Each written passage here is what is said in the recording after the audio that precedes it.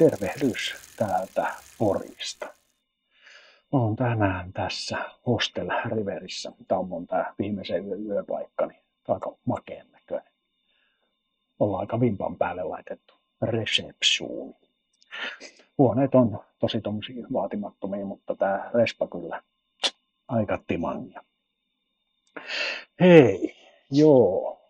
Mun ei pitänyt tehdä mitään videoa tästä retkestä. Tai ensiksi piti ja sitten taas ei pitänyt, mutta päädyin siihen, että en ala kuvaamaan tuolla itse polkujen päällä höpötyksiä enkä mitään semmosia. Enkä liiemmin ole siellä kuvannutkaan. Mulla on ainoastaan ollut siellä niin kuin tikun päässä toi 360 asteen kamera, jolla sitten mä ajattelin, että mä otan vaan semmoista niin kuin Reels-videoa. Mutta sitä nyt tulikin jonkun verran, niin mä ajattelin kumminkin tehdä tämmöisen Porin pyöräilymahdollisuuksista videon tähän väliin. Koska aika hyviä kuvia paljon tuli otettua ja sitten myöskin varmaan ihan näyttävää videoklippiä tuolta maastosta ja tämän päivän tien päältä. Mutta hei, tämä koko projekti oikeastaan sai lähtönsä siitä, että mut kutsuttiin tänne tuonne matkailuparlamenttiin puhumaan niin kuin sisällöntuotosta satulasta someen niin sanotusti. Ja sitten se vähän sitä laajeni silleen, että mut niin kuin pyydettiin vähän pyöräilemään tänne ja katselemaan paikkoja. Joten niinpä mä tein. Eli eilen tosissaan tulin Poriin. Mikä päivä oli eilen? Tänään on maanantai, sunnuntai. Joo. Sunnuntai-aamuna laskeuduin Poriin ja menin heti tonne virkistyshotelli Yyteriin. Ja siitä ihan vierestä pihasta lähtee sitten polut tonne, pitää heti luntata. Niin oikeastaan tähän väliin kannattaa niin kuin mennä Visit Porin sivuille ja sieltä pyöräily Yyterissä. Niin täältä löytyy aika mainiosti niin kuin nämä Yyterin polut. Mä kävin tuon Karhunluodon kierroksia ja siihen yhdistin Munakarin kierroksen. Toi Karhunluodon kierros lähtee tosissaan ihan siitä hotellin pihasta ja lähtee aika makeilla pitkospuilla. On niin leveät pitkospuut, että siinä mahtuu vastaan joita ihan selkeästi pohjaa. Tosi makea oli niitä pitkin vielä. Toki näin syksyisin pitää olla tosi varovainen, kun jos ne on vähän lehteä ja on märkää, niin ne pitkokset voi olla ihan pienliukkaita. Mut joo. Toi Karhunluodon kierros, se oli niin kuin tosi helppo. Ne pitkokset oli se niin kuin helmikohta siinä. Muuten se kiersi siellä niin kuin ton Yyterin golfradan ja sitten meni lähemmäksi sinne niin kuin Munakarin kierrosta. Mutta toi Munakarin kierros oli aivan helmeen niin kuin alusta loppuun. Semmoista niin kuin neulaspolkuränniä, että ei paremmasta väliä. Ja välillä se poikkesi siitä niin kuin sinne niin kuin ihan meren rantaan. Jos ja kun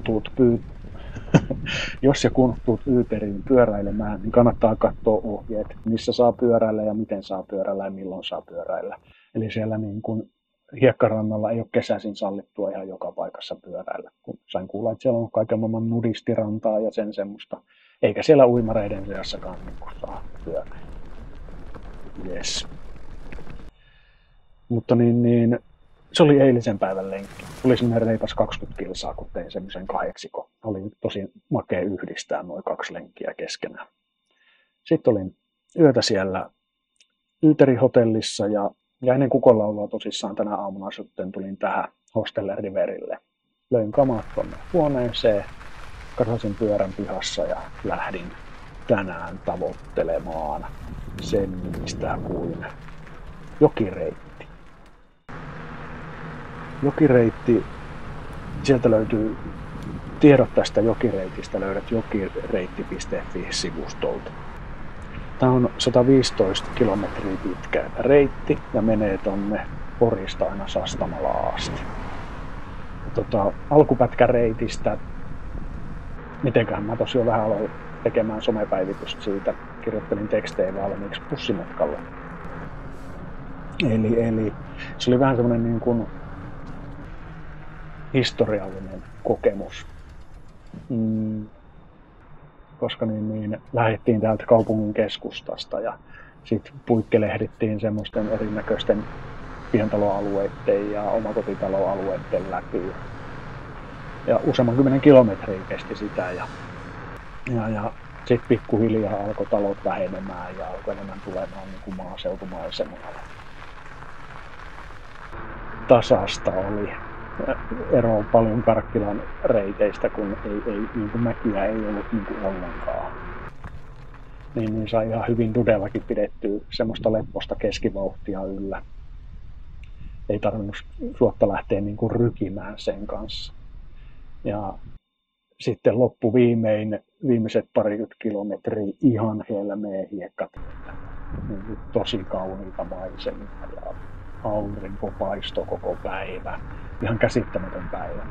Mä sain vähän reipas 80 kilometriä Dudella kannettua sitä reittiä tänään. Ja sitten kun saavuin Huittisiin, niin kello alkoi olla jo sen verran, että mä ajattelin, että tältä päivältä pillit pussiin. En ollut oikein varustautunut semmoiseen niin kuin viileeseen ilmaan. Mulla ei ollut kuin merinovilla pusero ja sitten semmoinen tosi ohut Jack Wolfskinin tuulitakki.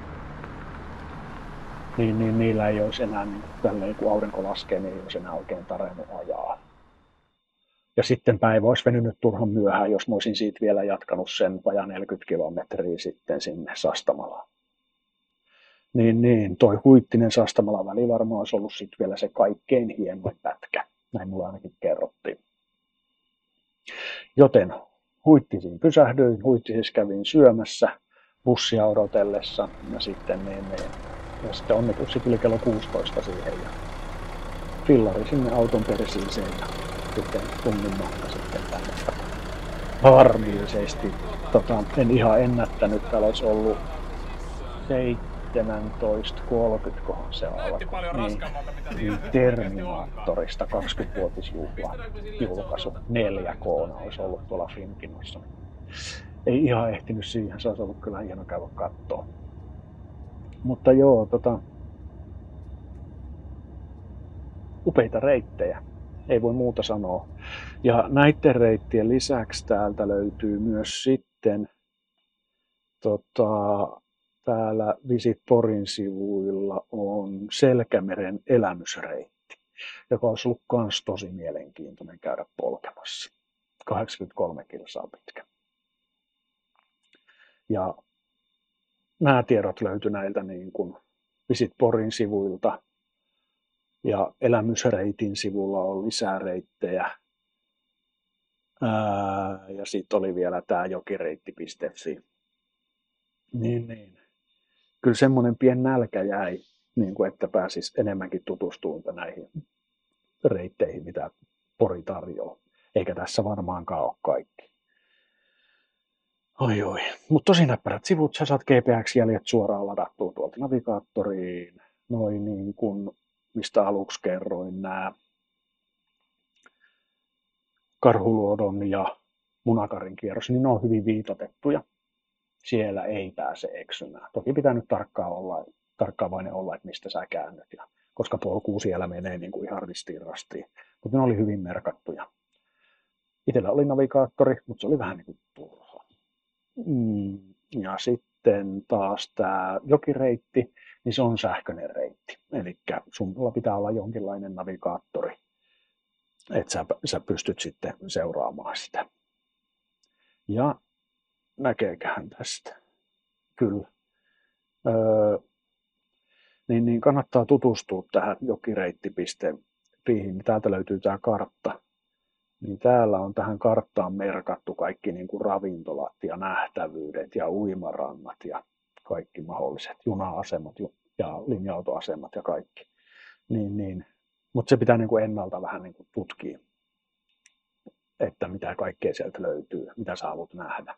Ja sitten niin kuin, vähän niin kuin käyttää niin kuin navigaattoria ja tätä sivustoäppiä sitten niin kuin yhtä aikaa, että sä löydät ne mestat. Koska niitä ei tietenkään ole siinä GPX-jäljessä, eikä niitä ole mitenkään merkitty sinne niin kuin reitin varteen. Joo. Et sellaista pikkuhöpinää tähän väliin. Mutta hei, jos sulla on jotain niin kuin reittivinkkejä Poriin, niin heitähän tuohon kuule kommenttikenttään sit niitä tulevaan, niin sitten jaetaan tätä kautta sitten Porin pyöräilyskene.